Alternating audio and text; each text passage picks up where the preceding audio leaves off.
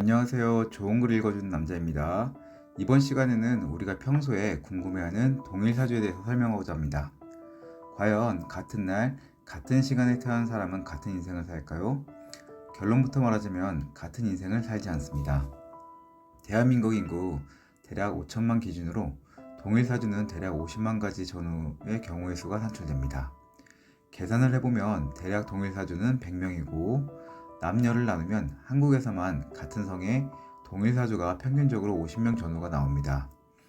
즉 나와 같은 날 같은 시간에 태어난 사람은 대한민국에 50명 정도 된다고 보시면 됩니다.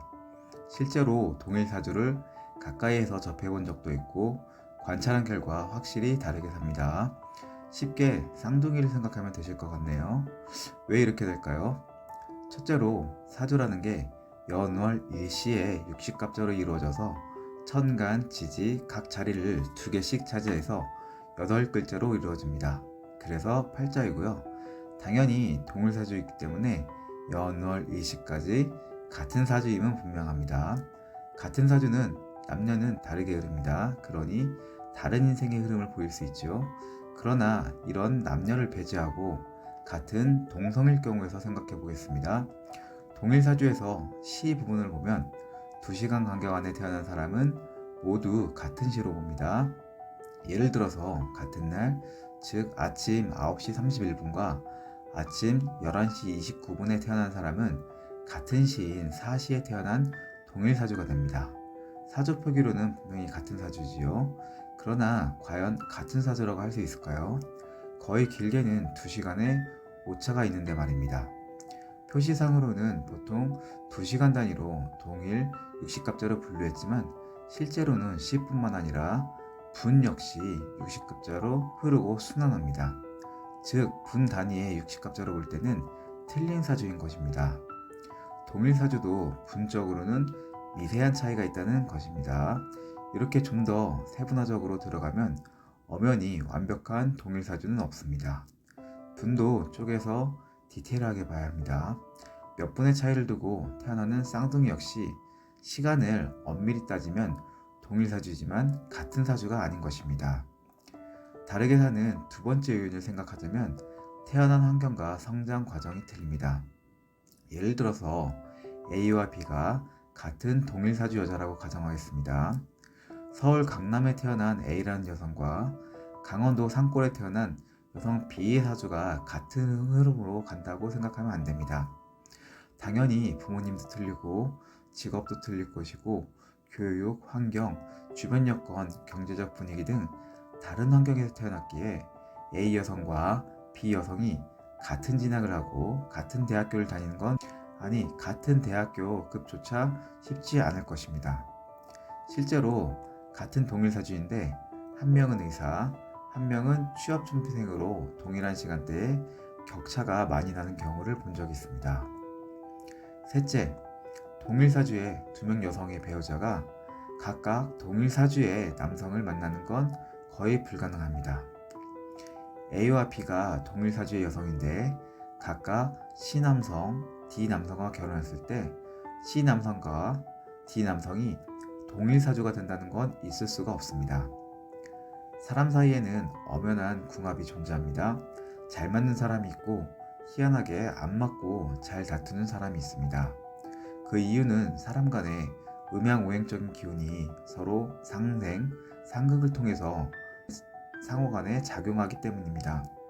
일단 결혼 전에 동일사주인 A와 B라는 여성이 같은 흐름을 살았다고 가정을 해도 배우자를 계기로 결혼 후 흐름이 확실히 틀려집니다. 배우자가 왜 중요하냐면 배우자의 사주 역시 본인에게는 작용하는 변수이기에 매우 중요합니다.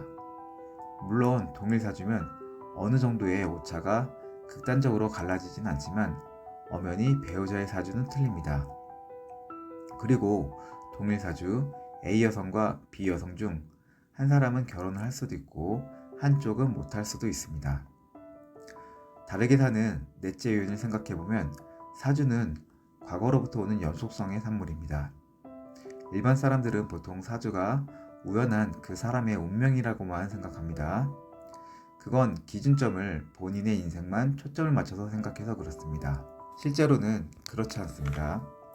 하나의 생명이 태어나기 전에 그 전에 부모, 그리고 조부모, 조상, 즉 혈통의 업보가 그대로 자손에게 전해져서 그 기운으로 그 사람은 그 사주로 태어나게 됩니다.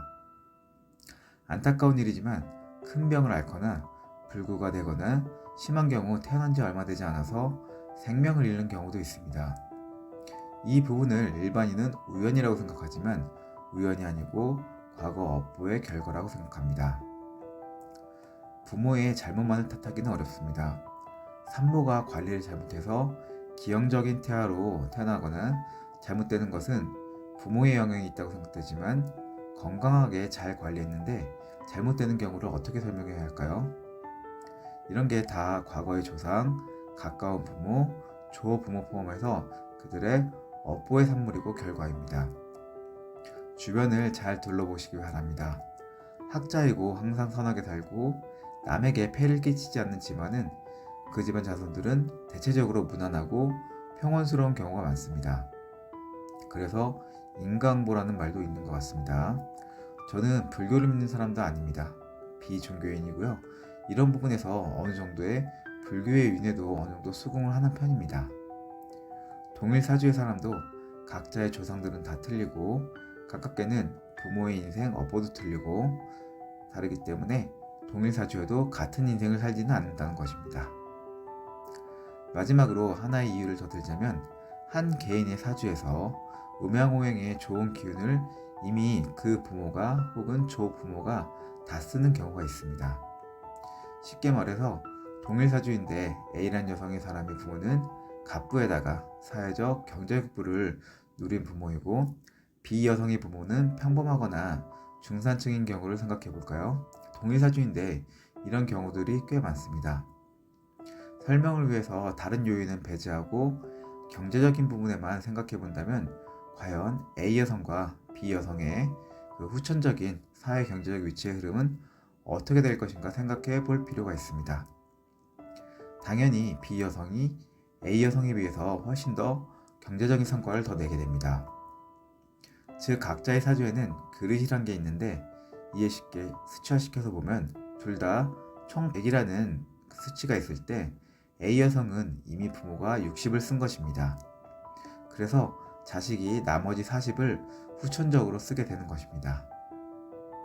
B 여성은 부모가 20밖에 쓰지 않아서 나머지 80을 나중에 더 후천적으로 그 자녀가 쓰기 때문에 더 부를 더 얻을 수 있는 것입니다. 우리가 예전에 과학 시간에 알던 질량 보존의 법칙이 사주에도 적용된다고 생각하면 쉽게 이해할 수 있습니다. 동일 사주의 변수는 더 있지만 대표적인 5가지 이유로 동일 사주는 다르게 산다고 정리를 해봤습니다. 감사합니다.